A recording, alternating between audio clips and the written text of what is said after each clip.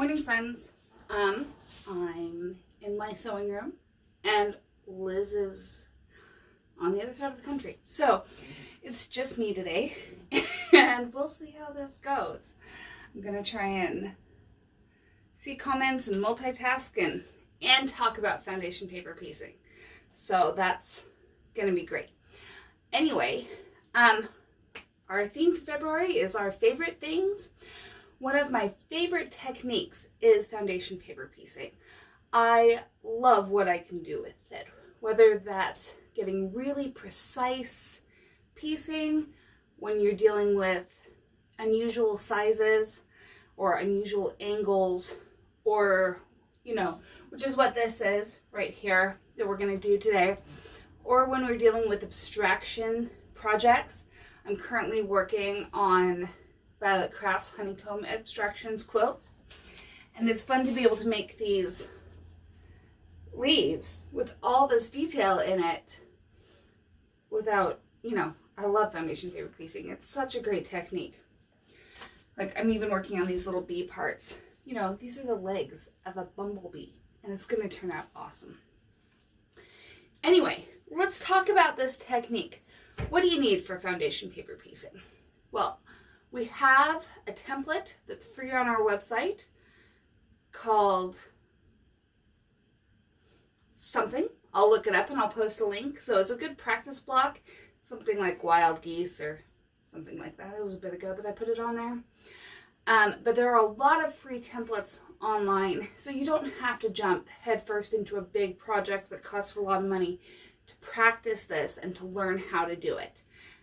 You can print it off using regular computer printer paper. It works fine. I've done that with a couple of my bigger Violet Craft quilts. You might have seen the cow hanging up in the shop. Because it's big pages you have to copy, I took that down to my local copy center, and it was just printed on their big paper that was this big. So I pieced the whole thing with normal paper, not a problem. That being said, there's better stuff out there. So when I get to print it on my own printer, I'm going to move my computer off of it. I really like Carol Doak's foundation paper. I think it works really well. It's strong, so sewing over it doesn't totally shred it, so it can hang out there, but it comes out well enough. And then it also comes in a legal size. I need both sizes for my honeycomb abstractions because I need this bigger one for the larger honeycombs. So there are options. I haven't found an option yet that gets me like the big, like 14 by 20 pages. If anybody knows of one, let me know. I know Sarita just ordered another brand of foundation paper to try out that's new on the market. So believe me, when that comes to the shop, I'm going to buy a package and take it home, because if you've been around, you know that most of my job, I've decided, is product testing. It's a really fancy way of I want to try all the new things. But, you know, since we own a shop, I can call it product testing, and it's a legit thing.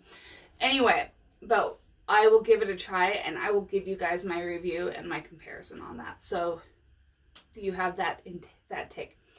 This paper just runs right through your printer, not a problem. And then we get things like this. I have a printout here from my bee. Looks like this. I just cut it up and sew right on the paper. Now, the first several times you do foundation paper piecing, your first thing is going to be like, okay, where do I start again? It's like we have to relearn it every time we do it. Eventually that kind of stops unless you take a long hiatus from it. But when you're doing foundation paper piecing, you're going to have lines. We're going to literally sew on the lines, and you're going to have numbers 1, 2, 3, 4. Sometimes it's alphabetical, but usually it's numbered. So we start with piece 1, then we sew the line between 1 and 2, then 3, then 4, then 5, then 6, etc., etc. Now, like I said, the fun thing about foundation paper piecing is we're going to sew right on the line. So whenever you print out your template, it's going to be backwards. So you're You don't have to do anything to make it reversed because your pattern writer should have made it reversed. So don't worry about that. But if you're looking at it and you're like trying to foundation paper piece a letter and it's backwards, that's fine. It should be backwards over here because where our fabric is going to be on this side. Really quick, I'm going to tell you about 2 other products I love with foundation piecing. This thread, I'm normally an Aurifil user, but with foundation piecing, I really like the Deco Bob. It's an 80 weight polyester thread produced by Wonderfil, and it's nice and strong. It's also nice and thin. So 80 weight, the bigger the number, the smaller the thread. This is awesome for foundation piecing. I also like to shorten my stitch length for foundation piecing because I'm going to have to work at these pieces. I mean, I have to rip these papers out, so my seams need to be strong. Another product, I'm going to show them to you. These are called Add a Quarter rulers. I have a small one and a big one. They're awesome, and I'll show you how they work in just a minute. Anyway, so what we're working on here today, Liz has been piecing her Tropic of Capricorn quilt, which is lovely. I'm loving it. But she left me a block undone down here. And to be fair, she did most of the block. We're going to do the last pineapple corner. And I kind of want to show you guys what that pineapple corner looks like and how we do it. Sorry, I just realized I can't see anything on here. I apologize, guys. This is easier if like I have Liz here to, she can do tech support while I just sew stuff, right? But no, she's writing the Hogwarts Express this morning. So, oh, no, mute. And go. Okay, yay, now I can see comments. It is not like applique, but you're gonna love it, I promise. That was a question from Amy. No, foundation piecing isn't like applique, but I'm gonna show you and you're gonna be like, that's not that hard. Not to mention, I have a class coming up that we're going to be doing abstracted foundation piecing. We also have a block of the month coming up called Graphic Jam. That's pretty much all foundation piecing. But guys, I'm offering a sew day for it. So 3rd Friday of the month, while that block of the month lasts, in the evening, I think I said from 5 to 8, come to the shop, sew with me. I'll help you out. If you're not local, I'll Skype you in, no problem. So if you want to try that and you might want a little bit of hand holding for it, go for it because I'm going to help you through it. All right, let's talk foundation piecing. So what we're going to do is we're going to start with number 1. Now I know because I'm referencing the block she's already made. Normally there's a pattern with a key, like a legend, like maps. That's the word. This goes there. So I'm going to put that on the reverse side. And if you have a light box, great. I have enough light coming in my window that I can just hold this up and make sure that I'm overlapping all of these lines by a good 1/4 inch. Rule number 1 with foundation piecing. If you're going to be stingy with your fabric, you are going to be sad. I'm stingy with my fabric. I'm very efficient with how I cut. Oh, Beth, the difference between English paper piecing and foundation paper piecing, well, foundation paper piecing is done by machine, English paper piecing is done by hand. So they're 2 very different techniques, even though they only are different with one word. Anyway, so I know I'm overlapping this much. Now, because I'm using batiks and there's not always a right or wrong side to batik, sometimes there's a slightly more vibrant side, but there's not a right or wrong side. I want the wrong side facing for the first piece and only the first piece. I want to see the right side of the fabric. Now, because I know that's placed right, I'm going to just put a pin in it so that it doesn't move around. Now you'll notice I'm putting the pin on the side with the writing, and that's because I want that side up. And if my pin is down below, it's going to create like a little I don't know, little pile underneath, and it's not going to lay flat when I put it through my machine. Okay, now my next thing I'm going to do is I'm going to be adding piece number 2 before I do my seam. Now that's the corner here of my pineapples. It's all these little kind of lightish purple white pieces. So before I place this piece, I like to do what I call pre-trimming. So this isn't necessarily exactly 1/4 inch for my edge. So I'll take my ruler and I'm going to lay, this ruler has like a sharp edge and then a hump on the side. There's a better word for it, I know. I'm going to put kind of my sharp edge down on the line there. It's hard to see there, I'm sorry. But I have it right on this line between number 1 and number 2. And then I'm going to just fold it back and crease it a little bit. Okay, so this right here is my seam allowance. I'm going to go ahead and trim that off to be 1/4 inch. And the reason for that is because that lets me know that if I place this here, right lined up, it's going to fit. Now, if you're dealing with abstractions and you're not sure your piece is big enough, you're not confident about it, the test is to fold back along that line and make sure that the space you have there, the fabric covers all of that. So that's a lot easier to see on bigger pieces, and we're going to keep doing that. Anyway, so I've got these two put together, and I'm just going to hold them and sew right down that section.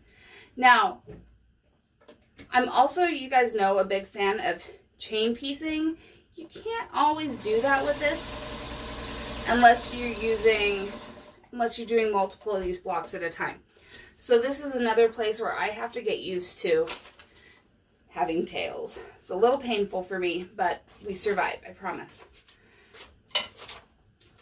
Guys, getting this first seam right is what takes people the longest. I have had people in class redo this seam like 4 times. No big deal, okay? Because it does take some time to get used to this. This is very, very backwards from our traditional piecing, and that can be really hard to kind of wrap your head around. Okay, the next thing, I'm going to take this pin out. This is where pressing is not optional. Okay, we have to press between each, because I'm going to open this up.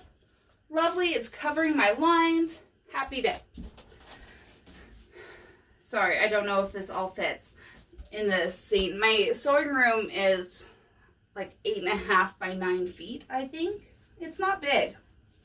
It's the smallest room in my 106-year-old home. So, you know, we're making rooms very big in little farmhouses back then. So, it's tight quarters.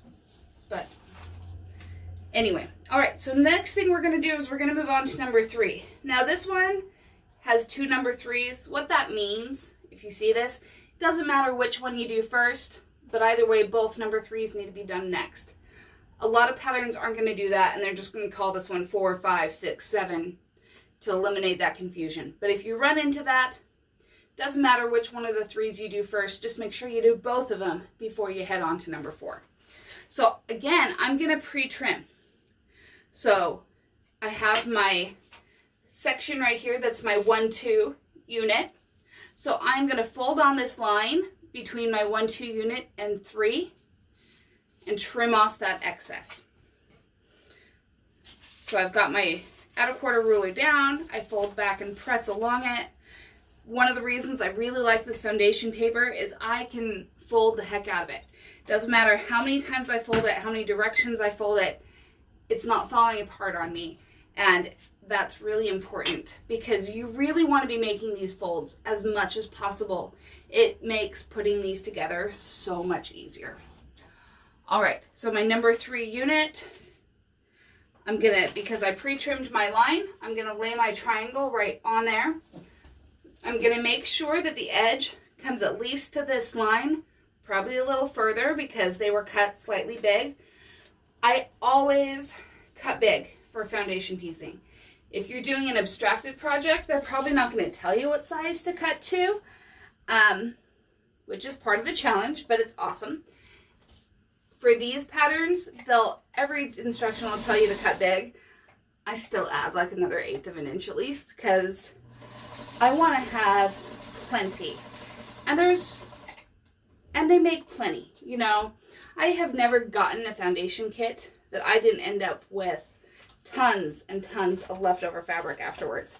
And it's because you need to have the right amount. You know, having, you know, a 2-inch with the fabric left over at the end is not going to work for this technique, because you need to be able to use as much fabric as you need to. All right, so I'm going to finger press it over and then press with a hot iron. Then I'll move on to the next number 3. And I'm going to kind of go through this. If you have a question, feel free to ask. This shouldn't take me very long at all. And then we're going to be done with this pineapple block. And I'll put it all together, and Liz can finish assembling her quilt when she comes back from vacation, because I'm nice, but I'm not doing it for her. I got a few gajillion quilts on my list right now. So, okay, another fun little fact about foundation piecing here. You don't really want to sew past the edges of the line. You know, especially coming into the center of this pineapple here, I want to start in exactly the right spot. I'll show you in just a second. Because otherwise I'm going to have to take out stitches to be able to put the next piece on. Tails everywhere. It's okay. I'm tough enough to handle tails.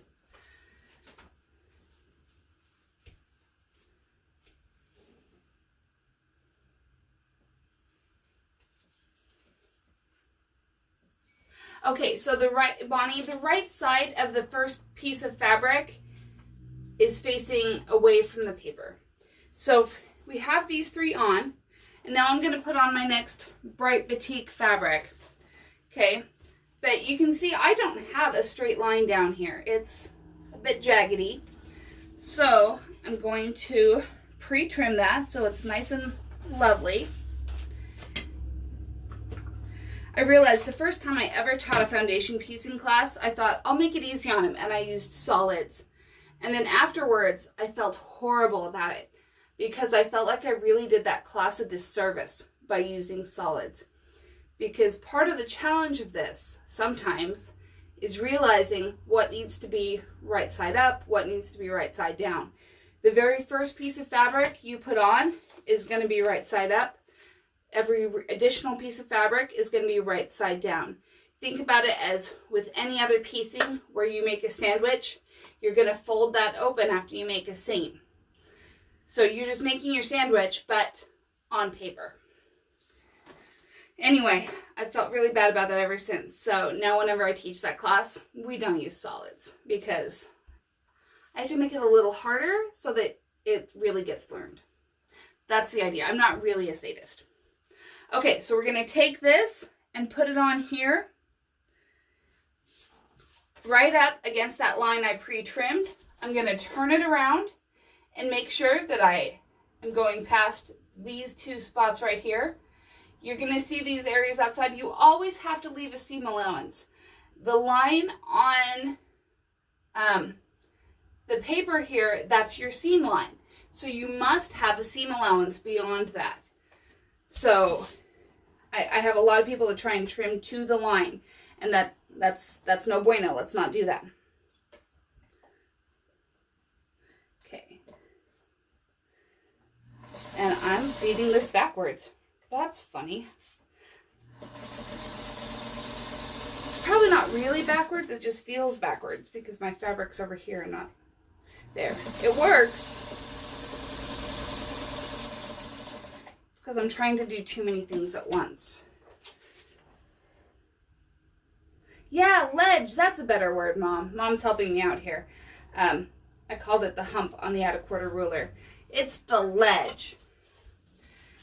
And I love the ledge because, I'll show you right now as I trim this.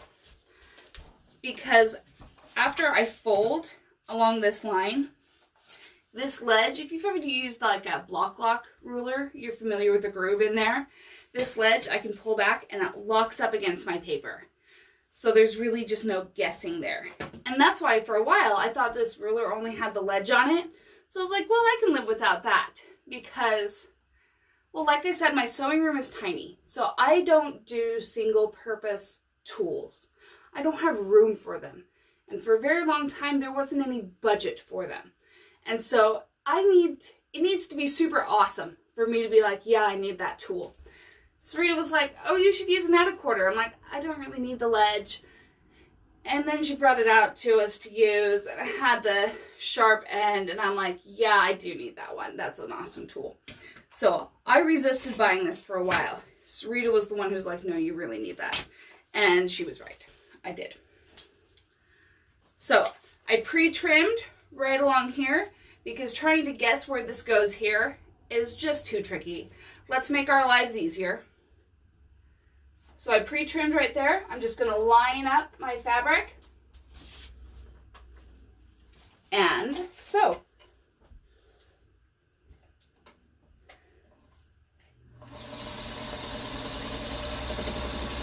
I always find like it takes me a minute or two when I'm doing a foundation piecing project, and by minute or two I mean longer, to really get in the groove of it again, kind of get confident with how I'm doing it again and not have to think too much about it. But once I do, these projects go fast. My biggest challenge with the abstracted projects is that, like, this is a project where you can pre-cut everything. The pattern's going to give you measurements. This is called Tropic of Capricorn, by the way. But the pattern's going to give you measurements to what to cut the strips to and the triangles to. But with the abstracted projects, the abstraction ones, you don't get measurements. Because, I mean, create a polygon that is this wide by this. You just cut stuff out. And so I have to leave my fabric out. And I don't function very well that way. I like to cut and be done with it, and then I have a clear workspace. And I don't get that usually when I'm doing abstracted projects. So usually when I'm doing those, that's when I'm not multitasking and doing several quilts at once. I have to focus on just that one, because otherwise my little OCD brain goes crazy, you know, or extra crazy. All right, and now we are on the last row. Gotta get this where it goes. Oh, I didn't clip that one. Do you ever notice fabric, like scissors can be so sharp, they cut fabric with ease, but they struggle with thread? It doesn't always happen, but every now and then. I'm like, how did I miss that?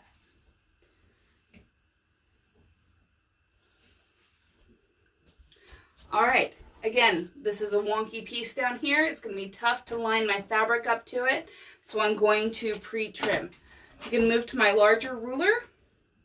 You don't have to have both. But, okay, I'm an economical person, and to buy the two rulers individually is several dollars more than buying the two together in the combination pack. So, I bought them both. But it's really nice to have this longer one rather than having to move this down. So, if you're going to do a lot of it, it's a nice way to go. All right, so now I have a nice smooth edge, and I'm going to lay the right side down. Now, this is a batik, so there's not really a right side.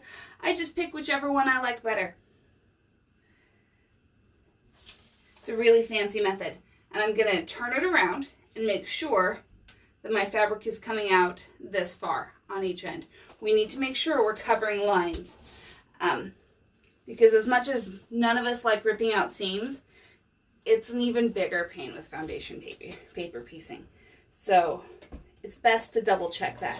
Now, you might notice I'm not really pinning. I'm just kind of holding stuff. I do this a lot, so I've gotten comfortable with that. It never hurts to pin it, especially when you have big pieces. I would just, like I said at the beginning, recommend pinning on the side that is going to be up. Pin where you have your lines and your numbers, because otherwise you're going to have humps underneath and it can make it hard to feed it through your machine evenly.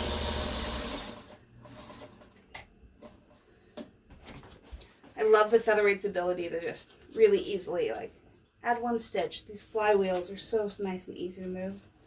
I mean, I do it all the time on my Bernina too, but this is so much nicer for that. All right, 2 more seams and this pineapple corner is done. This is a really traditional pineapple block. You'll see them where they go even more. You might have seen a quilt called the Exploding Pineapple. Lots of really good options. I'm going to go ahead right here for time's sake and trim both of these sides because, you know, then I'm done with that. And I need to multitask because I'm crazy. But I'm only going to put one piece of fabric on at a time because let's not go too crazy. There we go.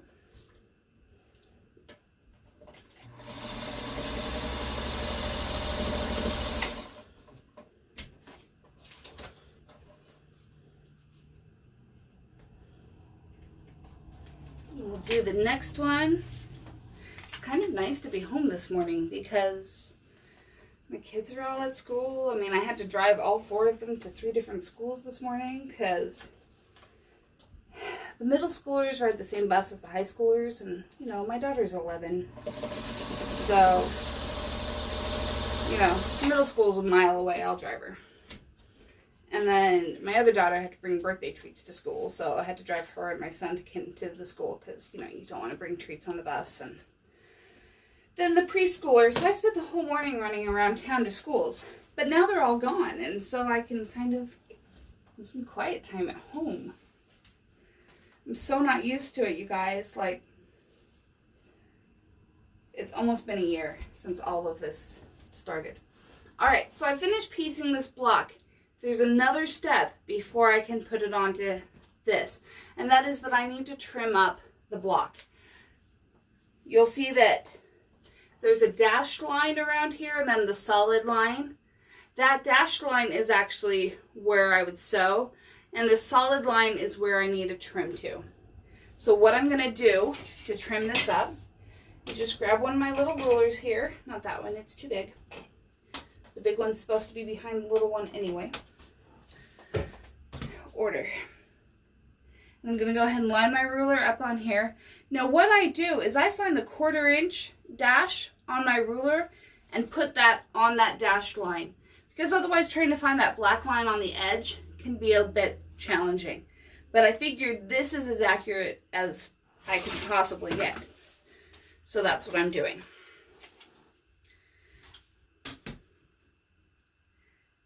And I'm actually going to take the papers out of this before I add it onto this one because I don't need the paper anymore. Plus, it'll be nice to show you guys about removing papers.